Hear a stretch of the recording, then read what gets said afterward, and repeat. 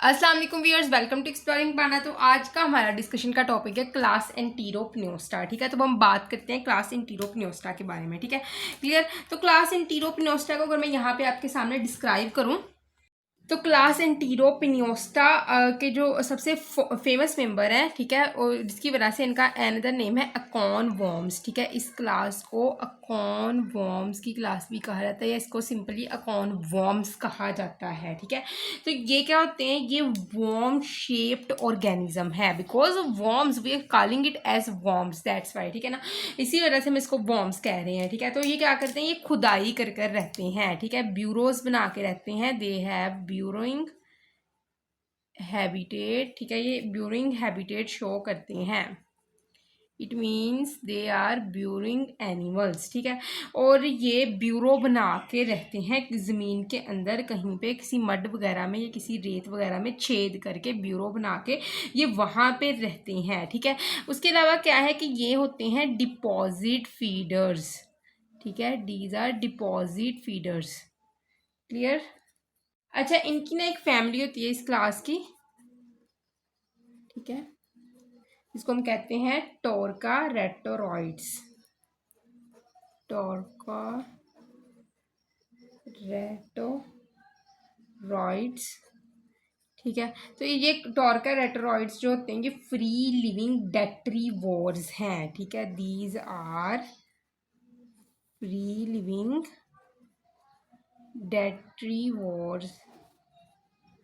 ठीक है, मतलब कि ये गंद वगैरह के ऊपर, मुर्दाखोर चीज़ों के ऊपर ये ज़िंदा रहते हैं। ठीक है ना, that's why we are calling it as detritivores. ठीक है, क्लियर। तो इसकी कुछ फैमिलीज ये वाला करेक्टर शो करती हैं। उसके अलावा कहा जाता है कि जो ये होते हैं हमारे पास एंटीरोपिनोस्टा की फैमिली जो है, एक तो ये टोरकी रेटोरॉइड्स हैं। ठीक है, और कुछ जो होते हैं ना ये बहुत ज़्यादा वेल नोन है जो है वो हेलोजिनेटेड प्रोडक्ट्स की फॉर्मेशन के लिए। तो some are very well known, some एंटीरोपिनोस्टा are very well known. Well known for what, किस चीज़ के लिए वेल नोन होते हैं? तो these are well known for the production of, ये क्योंकि वेल नोन है क्योंकि ये प्रोडक्शन करवाते हैं। किस चीज़ की प्रोडक्शन ये करवाएंगे? प्रोडक्शन करवाएंगे ये हेलोजिनेटेड फिनॉल की। Halogenated phenol. ठीक है, हेलोजिनेटेड फिनॉल की ये प्रोडक्शन करवाएंगे ये, और पायरोल की ये प्रोडक्शन करवाएंगे। ठीक है, उसके अलावा ये जो हमारे पास एंटीरोपिनोस्टा एक तो प्रोडक्शन करवाते हैं हेलोजिनेटेड फिनॉल और पायरोल की, इसके अलावा ये इनको एक्यूमुलेट करवाते हैं। These are involved in the production. तो एज वेल एज एक तो ये प्रोडक्शन करवाते हैं इन सब्सटेंसेस की, दूसरा ये काम करते हैं कि इन सब्सटेंसेस को एक्यूमुलेट भी करते हैं, इनकी एक्यूमुलेशन भी करवाएंगे। ठीक है, अब हम बात करते हैं अकॉन वॉर्म्स की कुछ इंटरनल एनाटॉमी की।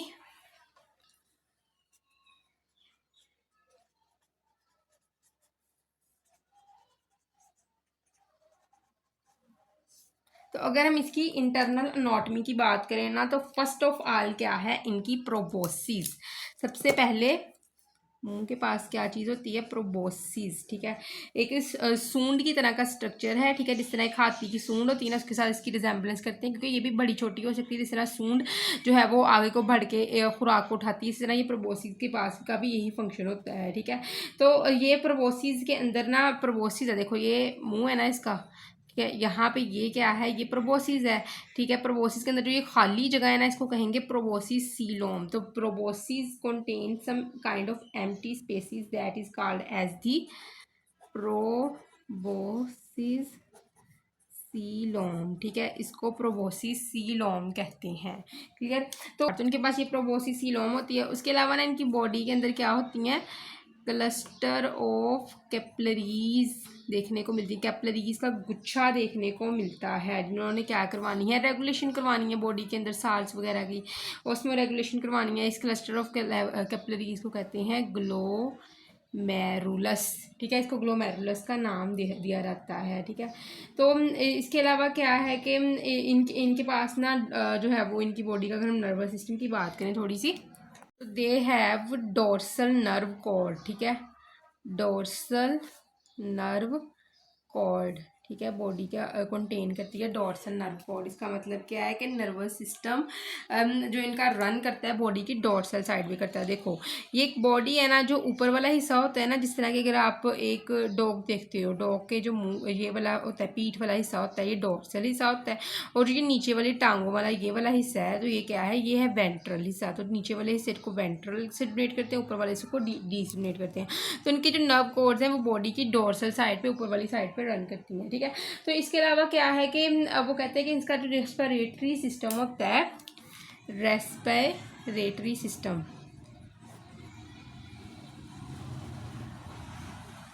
तो ये जो सिस्टम सारे हैं ना, मैंने इसी लेक्चर में बहुत डिटेल से आपको डिस्क्राइब कर देने हैं। ठीक है, जो इनका रेस्पिरेटरी सिस्टम होता है ना, उसमें फेरिंजियल पाउचेस होते हैं। ठीक है, फेरिंजियल पाउचेस। ठीक है, तो इनके रेस्पिरेटरी सिस्टम में फेरिंजियल पाउचेस होंगे। ठीक है, जहाँ से रेस्पिरेशन का अमल स्टार्ट होता है। उसके अलावा रेस्पिरेशन इनके लिए क्या, इनके पास क्या होता है, गिल स्लिट्स भी होते हैं, दे हैव वो गिल स्लिट्स। ठीक है, उसके अलावा इनके पास क्या होते हैं, एक तो डोर्सल नर्व कॉर्ड होते हैं, मैं बताना यहाँ पे भूल गई, इनके पास वेंट्रल नर्व कॉर्ड भी होते हैं, जो बॉडी की वेंट्रल साइड पे रन करते हैं, वो वेंट्रल नर्व कॉर्ड होंगे इनके अंदर। तो इनके अंदर वेंट्रल नर्व कॉर्ड भी होते हैं।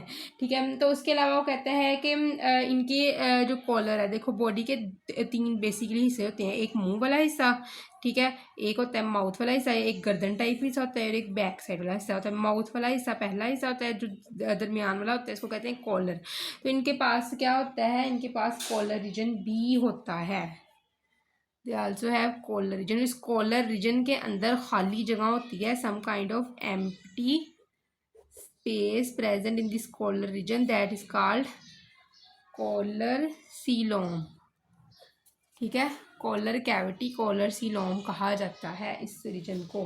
ठीक है, तो इसको हम कॉलर सीलोम का नाम देते हैं। अब हम बात करते हैं इनके अंदर फीडिंग हैबिटेट की, बात करते हैं इनमें फीडिंग की। ठीक है, तो फीडिंग का जो अमल होता है उसमें कौन सी चीज़ हेल्प कर रही होती है, म्यूकस एंड सीलिया। ठीक है, म्यूकस प्लस सीलिया हेल्प कर रहे होते हैं इन फीडिंग प्रोसेस। ठीक है, तो अब होता क्या है कि जो इनका म्यूकस होता है ना, प्रोबोसिस के इर्द गिर्द होता है। हमें पता है प्रोबोसिस क्या है, माउथ से निकलने वाला एक स्ट्रक्चर होता है जो सूंड की तरह का होता है, बाहर अंदर हो सकता है। ठीक है ना, तो इस प्रोबोसिस के इर्द गिर्द क्या होता है, म्यूकस मौजूद होता है। तो ये मैं रेड कलर से मार्क करती हूँ कि मुँह से निकलने वाली प्रोबोसिस के इर्द गिर्द ये क्या है, mucus. Mucus is present around the proboscis. ठीक है, अब होता है क्या है, एक तो म्यूकस ने इसको कवर किया होता है, उसके अलावा यहाँ पे क्या मौजूद होते हैं, हेयर लाइक सीलिया, यहाँ पे मौजूद होते हैं सीलिया। तो म्यूकस और सीलिया यहाँ पे मौजूद होता है। तो इस सीलिया ने करंट जनरेट करना है,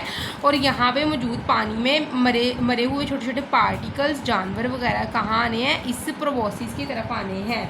ठीक है, और आके यहाँ पे इस म्यूकस के साथ चिपक जाने हैं। तो यहाँ पे क्या आएंगे, एक तो डेट्रिटस प्लस स्मॉल पार्टिकल्स। ठीक है, दोनों चीज़ें जो हैं वो प्रोबोसिस की तरफ आनी है और इस म्यूकस के साथ आके चिपक जानी है। ठीक है, और इन्होंने जो ये चीज़ें यहाँ पे आती हैं, ठीक है, ये किसकी मदद से आती हैं, तो ये सीलिया हेल्प करता है, क्योंकि ये वाटर में बीट करके यहाँ पे क्या करेगा, जो है वो करंट जनरेट करेगा, जिसकी वजह से पानी इसकी तरफ आएगा, म्यूकस की तरफ। ठीक है, जहाँ पे ये लहरें पैदा होगी इस तरफ पानी आएगा, और म्यूकस के साथ आके ये डेट्रिटस और स्मॉल पार्टिकल्स चिपक जाएंगी। ठीक है, अच्छा, अब क्या होता है कि माउथ के करीब आगे ना जो सीलिया होता है ना, ये इकट्ठे होते हैं और एक स्ट्रिंग बना देते हैं, एक जो है वो काफ़ी बड़ी एक डोरी सी बना देती हैं जो मुंह के अंदर इंटर होती है। ठीक है, तो अब क्या होता है कि कभी कभार क्या होंगी, ये इतनी लंबी स्ट्रिंग बना दी जाती है, सारे सीलिया आपस में इस तरह कनेक्ट हो गए, एक लॉन्ग सी स्ट्रिंग बना देते हैं। ठीक है, और ये सैंड पार्टिकल्स वगैरह ना इस स्ट्रिंग के साथ आके अटैच हो जाती हैं। Sand particle adhere to this string which is formed through the aggregation of cilias of enteropneustia या फिर conworms। ठीक है, तो अब सैंड पार्टिकल्स इसके साथ आगे जब चिपकते हैं, ठीक है, तो अब क्या हुआ कि ये क्या करते हैं, ये सैंड पार्टिकल जब इस म्यूकस स्ट्रिंग जो कि इससे बनी थी, सीलिया के मिलने से बनी थी, इसके साथ आगे चिपके हैं, तो एंटीरोक्नियोस्टा ने रिजेक्ट कर दिए ये पार्टिकल्स, इनको मुंह में नहीं लेके गया है। ठीक है, तो इनके पास एक प्रॉपर ये सेंसिंग होती है, ठीक है ना, कौन सी चीज़ को मुंह में लेके जाना है। अच्छा, उसके बाद वो बात करते हैं इनके डाइजेस्टिव ट्रैक की, कि इनका जो डाइजेस्टिव ट्रैक्ट होता है खुराक को अपने मुंह में लेने के बाद इसके डाइजेस्टिव सिस्टम कैसा होगा। तो here will talk about it's digestive system. अगर इनके डाइजेस्टिव सिस्टम की बात करें तो डाइजेस्टिव ट्रैक्ट जो होगा, इनका डाइजेस्टिव सिस्टम होगा कंप्लीट होगा। They have complete digestive tract और कंप्लीट डाइजेस्टिव सिस्टम। ठीक है, तो इनके पास ट्यूब लाइक डाइजेस्टिव सिस्टम होता है। तो इनका डाइजेस्टिव ट्रैक्ट, डाइजेस्टिव सिस्टम क्या होगा, ट्यूब लाइक होगा। ठीक है, और इनके जो गट के अंदर ना कुछ एक्स्ट्रा स्पेस होती है। देखो ये डाइजेस्टिव सिस्टम है ना, तो इसमें क्या होगा, इस तरह की ये स्पेसिस बाहर की तरफ निकली होंगी। ये गट है, ठीक है, इस गट में ये ऐसी स्पेसिस बाहर की तरफ निकली होंगी। तो इन स्पेसिस को क्या कहा जाता है, डाइवर्टिकुला। तो ये गट में से कुछ स्पेसिस इनके निकली होती हैं, जिसको नाम दिया जाता है इन स्पेसिस को डाइवर्टिकुला। ठीक है, इसको डाइवर्टिकुला का नाम दिया जाता है। जो इस डाइवर्टिकुला ने सरफेस एरिया बढ़ा देना है, it will increase surface area. ठीक है, ताकि यहाँ पे डाइजेस्टेड फूड की एब्जॉर्प्शन करवाई जाती है वाल्स के ज़रिए, वो ज़्यादा से ज़्यादा हो सके। ठीक है, that's why it will increase the surface area for the absorption of the digested food. ठीक है, तो इस डाइवर्टिकुला को कहा जाता है हेपेटिक सैक्स। हेपेटिक सैक्स। तो इसका एक तो सरफेस एरिया बढ़ाना होता है इसने एब्जॉर्प्शन वगैरह के लिए। दूसरी काम है कि इस हेपेटिक सैक्स ने डिफरेंट काइंड के इंजाइमेटिक सिक्रिएशन करनी होती है। इसने डिफरेंट काइंड के यहाँ पे इंजाइम्स को सिक्रिएट करना होता है। ठीक है, तो इसके अलावा क्या है कि इसने डेफिकेशन, यहाँ पहली बात तो क्या, खुराक अंदर एंटर करवाई जाएंगी। ये डाइवर्टिकुला ने सीवरल टाइप के इंजाइम रिलीज़ करने हैं, यहाँ पे खुराक को तोड़ा जाना है, फिर सरफेस एरिया बढ़ा दिया जाता है इनकी वजह से एब्जॉर्प्शन के लिए। यहाँ पे ज़्यादा खुराक को, डाइजेस्टेड फूड को जो है वो अब्जॉर्ब किया जाना है। अब कुछ पीछे रह जाता है अनडाइजेस्टेड फूड। डाइजेस्टिव फूड तो अब्जॉर्ब कर लिया जाता है, पीछे रह जाता है कुछ अनडाइजेस्टेड फूड। तो बेसिकली होता है क्या, इस अनडाइजेस्टेड फूड को बॉडी से बाहर निकाला जाता है। ठीक है, तो बॉडी की एंड से इसको बॉडी से बाहर निकाला जाता है सैंड के ऊपर। ठीक है, तो डेफिकेशन करवाई जाती है। ठीक है ना, वेस्ट मटेरियल की जो ये अनडाइजेस्टेड वेस्ट मटेरियल है उसको बॉडी से बाहर निकाल के रहता है। ठीक है, पोर के ज़रिए, बॉडी के पोर के ज़रिए। सबसे पहले खुराक को खाया गया, फिर उसके बाद उसकी डाइजेशन हुई। अब हम बात करते हैं इनके अंदर इनके नर्वस सिस्टम की। Here will talk about its nervous system. ठीक है, हम इसके नर्वस सिस्टम की बात करते हैं। इनका जो नर्वस सिस्टम होता है ना, ये मिलके बना होता है एक्टोडर्म से। The nervous is made up of ectoderm just like the human nervous system. जैसे ह्यूमन का नर्वस सिस्टम एक्टोडर्म से मिलके बना होता है, इनका नर्वस सिस्टम भी एक्टोडर्म से मिलके बनेगा। ठीक है, तो ये जो नर्वस सिस्टम होता है ना, ये एपिडर्मस के नीचे होता है। देखो सबसे ऊपर वाली लेयर क्या है, एपिडर्मस। इस एपिडर्मस के नीचे ये क्या है, इनकी नर्व प्लेक्सिस हैं। ठीक है ना, तो इनकी कुछ नर्व प्लेक्सिस जो हैं वो रन कर रही हैं, नर्व्स रन कर रही हैं। ठीक है, एपिडर्मस के नीचे। तो वो कहता है कि there it lies just beneath the epidermis. ठीक है, it lies just beneath epidermis. किस फॉर्म में ये एपिडर्मस के नीचे लाई करेंगी, in the form of sub epidermal plexus. Sub epidermal plexus, sub epidermal plexus की फॉर्म में ये प्रेजेंट होता है। उसके अलावा क्या होता है कि इनके पास ना जो नर्व्स होती हैं ना, वो मेन जॉइंट नर्व्स होंगी। Main joint nerves. ठीक है, तो वो कौन कौन सी होती हैं, मेन जॉइंट नर्व्स होंगी, दो होंगी, एक है डोर्सल नर्व और एक है वेंट्रल नर्व। तो main joint nerves are the dorsal plus ventral nerves, ठीक है। डोर्सल कहाँ, बॉडी की डोर्सल साइड पे, वेंट्रल बॉडी की वेंट्रल साइड पे ये मौजूद होती हैं। तो स्मॉल नर्व क्लस्टर्स जो होते हैं ना, इन्होंने पूरी बॉडी को सराउंड किया होता है एपिडर्मस के नीचे, ठीक है। तो एपिडर्मस के बिल्कुल नीचे कुछ नर्व प्लेक्सिस ने पूरी बॉडी को सराउंड किया होता है, ठीक है, जिसको क्या कहा जाता है, सब एपिडर्मल प्लेक्सिस, ठीक है। और कुछ स्पीशी के अंदर क्या होती है, सम स्पीशी जो क्या होगा कि जो डोर्सल नर्व होगी ना, ये ट्यूब शेप्ड होगी। Dorsal nerve is tube shape, ठीक है, ट्यूब शेप्ड होगी। और इसके पास क्या होंगी, जाइंट नर्व फाइबर्स होंगी। इस डोर्सल नर्व्स में से कुछ नर्व फाइबर्स निकलती हैं, कुछ धागे से निकलते हैं। कौन से होंगे, जाइंट होंगे, जिनको क्या नाम दिया जाता है, giant nerve fibre which is rising from this dorsal nerve, ठीक है, क्लियर। तो ये जाइंट नर्व फाइबर यहाँ से निकल रही होती है, जिनको ये यूज़ करते हैं इस्केप रिस्पॉन्स और प्रीडेशन के लिए। मतलब इस जाइंट नर्व फाइबर को यूज़ किया जाता है ड्यूरिंग इस्केप रिस्पॉन्स, कहीं किसी मुश्किल से इस्केप करने के लिए, ठीक है। और उसके अलावा इसको यूज़ किया जाता है जो क्या से कहते हैं, एक तो एस्केप रिस्पॉन्स और एक प्रीडेशन, कहीं किसी के ऊपर अटैक करने के लिए इसको यूज़ किया जाता है, ठीक है ना, क्लियर। तो इसके अलावा क्या है कि ये बहुत इंपॉर्टेंट है, ये बात आपने याद रखनी है कि ये हेमिकोडेट्स के अंदर पाई जाती है, जो हमारे पास टीरोपिनेस्टा इनका ग्रुप है, ठीक है, एंटीरोपिनेस्टा। तो उसके बाद वो क्या कहता है कि इनके अंदर ना, जो हमारे पास एंटीरोपिनेस्टा, इनके अंदर ना मेजर गैंग्लिया एब्सेंट होते हैं, एब्सेंस ऑफ मेजर गैंग्लिया या कलेक्शन ऑफ न्यूरॉन्स, ये इनके अंदर टोटली एब्सेंट होंगे, ठीक है। और इनके पास ना कुछ अनस्पेशलाइज्ड सेंसरी रिसेप्टर्स होते हैं, they have some unspecialized sensory receptors। इनकी बॉडी में कुछ अनस्पेशलाइज्ड सेंसरी रिसेप्टर्स होंगे जो पूरी बॉडी में फैले होते हैं और बॉडी के फंक्शंस में हेल्प कर रहे होते हैं, ठीक है। नर्वस सिस्टम की भी हमने बात कर ली। अब हम बात करते हैं इनके अंदर गैस एक्सचेंज की, गैसियस एक्सचेंज की बात करते हैं कॉर्नवॉर्म्स में। तो अगर हम गैस एक्सचेंज की बात करें ना, तो ये बहुत छोटे होते हैं कॉर्नवॉर्म्स, ठीक है, वेरी स्मॉल। तो क्या होता है, रेस्पिरेटरी गैसेस और मेटाबॉलिक वेस्ट इनके अंदर जो एक्सचेंज होगी ना, वो जस्ट बॉडी वाल से हो जाएगी। तो बेसिकली क्या होते हैं कि ये यूज़ करते हैं देयर बॉडी वाल, ठीक है, for the exchange of respiratory gases.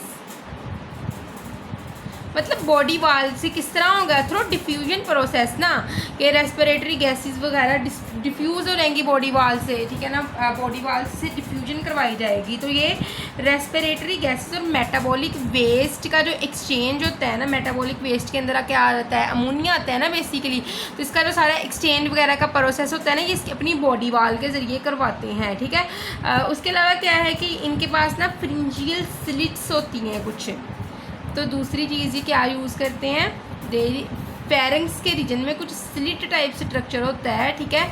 तो इन स्लिट्स को यूज़ किया जाता है, they use their pharyngeal slit for the exchange of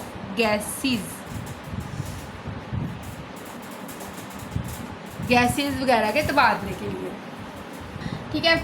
उसके अलावा क्या है कि इनके जो फ्रिंजियल स्लिट्स हैं ना, उसके साथ सीलिया एसोसिएट होते हैं, ठीक है। तो ये जो इनकी फ्रिंजियल स्लिट है एसोसिएट होती है किससे, टू सीलिया, ठीक है। तो ये सीलिया के साथ एसोसिएट होती है, ठीक है।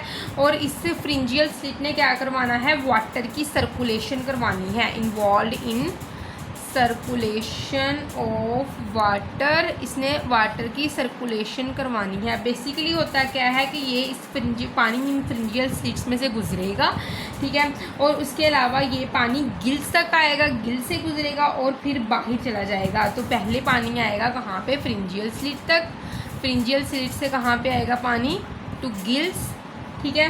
जब गिल्स में आएगा, हमें पता है गिल्स मिलके बना होते हैं ऐसे स्ट्रक्चर से, ठीक है, ठीक है, जिसके अंदर क्या मौजूद होता है, यहाँ पे मौजूद होते हैं टिश्यूज़ वगैरह, ब्लड वगैरह जो होगा यहाँ पे, ठीक है ना, यहाँ पे जो कैपिलरीज वगैरह रन कर रही होंगी, तो यहाँ पे कार्बन डाइऑक्साइड जो मौजूद होती है वो पानी को दे दी जाती है और पानी से ऑक्सीजन यहाँ पे अब्जॉर्ब कर ली जाती है, ठीक है।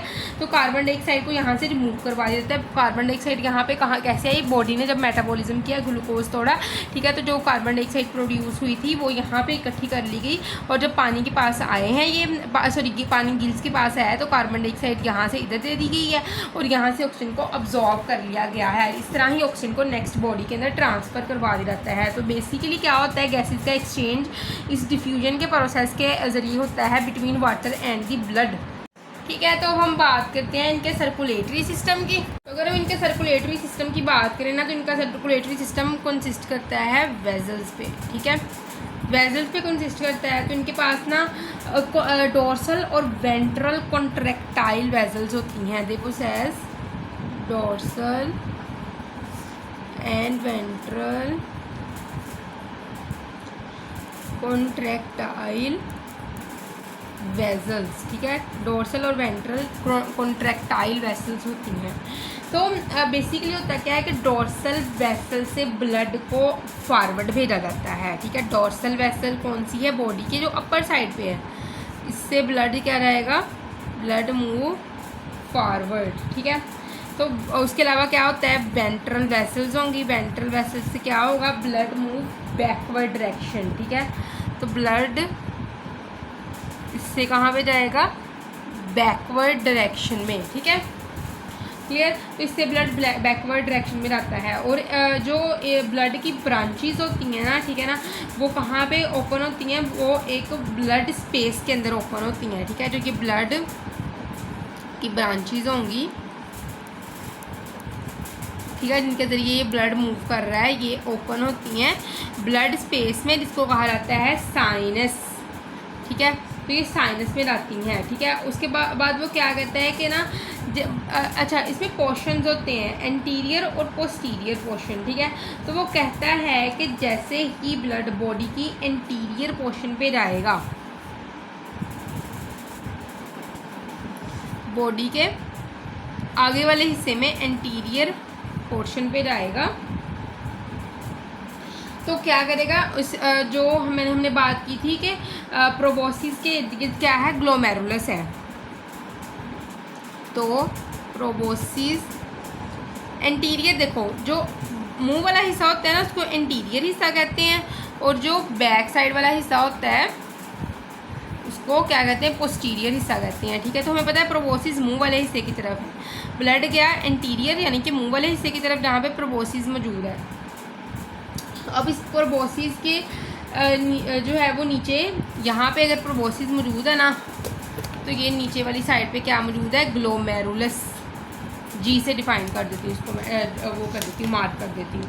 तो इस ग्लोमेरुलस ये बेस पे है, ठीक है ना। तो ब्लड क्या करेगा, ग्लोमेरुलस जो प्रोबोसिस की बेस पे है, इसने इसका काम क्या है, फिल्ट्रेशन। तो इसने फिल्ट्रेशन करनी है, फिल्टर करना है ब्लड को। तो यहाँ पे क्या है, ग्लोमेरुलस, इस ग्लोमेरुलस ने क्या करना है, फिल्टर ब्लड, इसने ब्लड को कर दिया फिल्टर और उसमें से नाइट्रोजीनियस वेस्ट को निकाल दिया, ठीक है। तो nitrogenous waste are filtered through this glomerulus, ठीक है। तो इसमें से क्या कौन सी चीज़ निकाल दी, एन वेस्ट यानी कि नाइट्रोजीनियस वेस्ट, इसमें से नाइट्रोजीनियस वेस्ट को निकाल दिया गया। अच्छा, तो यहाँ से नाइट्रोजीनियस वेस्ट को भी रिमूव कर दिया जाता है, ठीक है।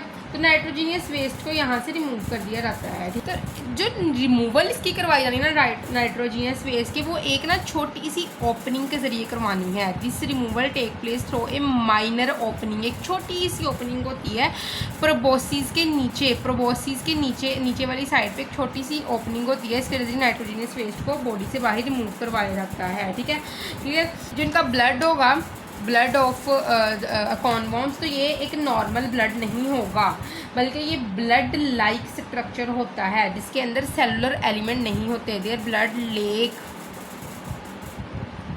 सेलुलर एलिमेंट्स, ठीक है। ये एक्चुअल ब्लड नहीं है, ये इसके अंदर सेलुलर एलिमेंट नहीं होते, इनके अंदर रेड ब्लड सेल्स नहीं होते, ठीक है। दे लेक रेड, इनका जो ब्लड होता है ना वो जस्ट लाइक होता है हमारे लिम्फ की तरह, their blood is just like our lymph, ठीक है। अब हम बात करते हैं इनके अंदर एक्सक्रीशन और ऑस्मो रेगुलेशन की। रेड ब्लड सेल्स, ठीक है, और वाइट ब्लड सेल्स, ठीक है। रेड ब्लड सेल्स भी नहीं है इनके पास, वाइट ब्लड सेल्स भी नहीं है इनके ब्लड के पास, और इसके अलावा इनके ब्लड के पास प्लेटलेट्स भी नहीं है, ठीक है ना। तो they lack red blood cells, white blood cells as well as platelets, ठीक है। तो ब्लड के पास जस्ट साल्ट, आयन और कुछ प्रोटीन होंगी। Their blood contain some salts, ions and protein, ठीक है। Here we'll talk about excretion and osmo regulation in them, ठीक है, क्लियर। तो अगर हम इनके अंदर एक्सक्रीशन और ऑस्मो रेगुलेशन की बात करें ना, तो ये हमें पता है कि ये काफ़ी जो है वो सैंडी जगह पे रहते हैं, ठीक है ना, डस्ट वाली जगह पे रहते हैं, तो काफ़ी वेस्ट मेटल को भी इनगल्फ कर लेते हैं, ठीक है। तो इनकी बॉडी में काफ़ी अमाउंट में वेस्ट अनडाइजेस्टेड फूड भी होगा। तो इस वेस्ट अनडाइजेस्टेड फूड को ये बॉडी के लास्ट माइनर ओपनिंग जो इनकी बॉडी के लास्ट पे होती है उसके ज़रिए इस वेस्ट अनडाइजेस्टेड फूड को बॉडी से बाहर निकाल दिया जाता है, ठीक है ना।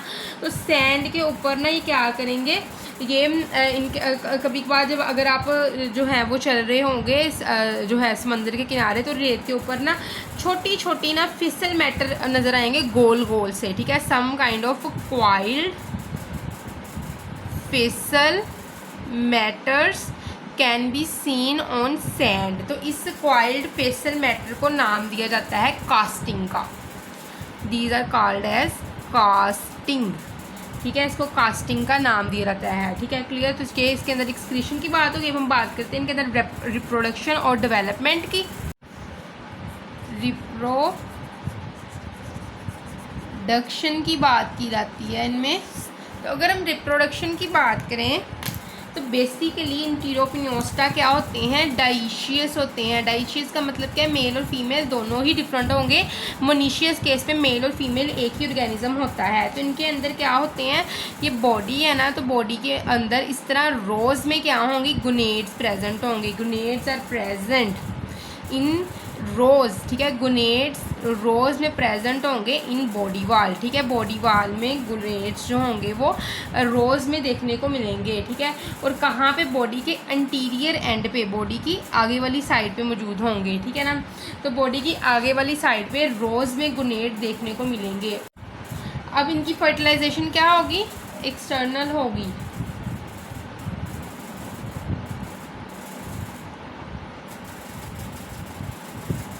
एक्सटर्नल होगी। और इनके अंदर ना एक बिहेवियर देखा जाता है इनके रिप्रोडक्टिव सीजन के दौरान, जिसको कहा जाता है स्पॉनिंग बिहेवियर। तो स्पॉनिंग मीन्स का मतलब क्या होता है स्पॉनिंग का, कि एक जगह पे इंडिविजुअल्स का इकट्ठा हो जाना फॉर रिप्रोडक्टिव पर्पस। तो इसका मतलब क्या है, individuals gathered eight A one site for reproductive purpose, ठीक है।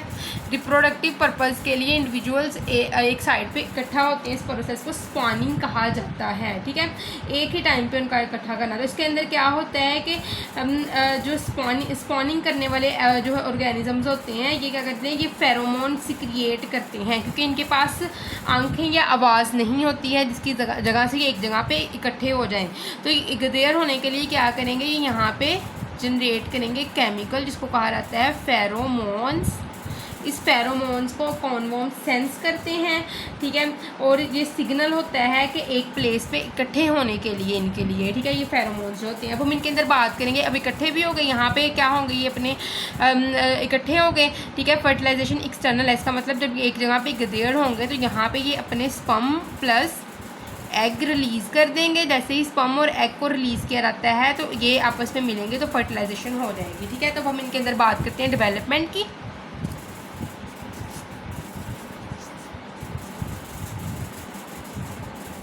तो अगर डेवलपमेंट की बात करें ना, तो डेवलपमेंट इनके अंदर होती है इनडायरेक्ट,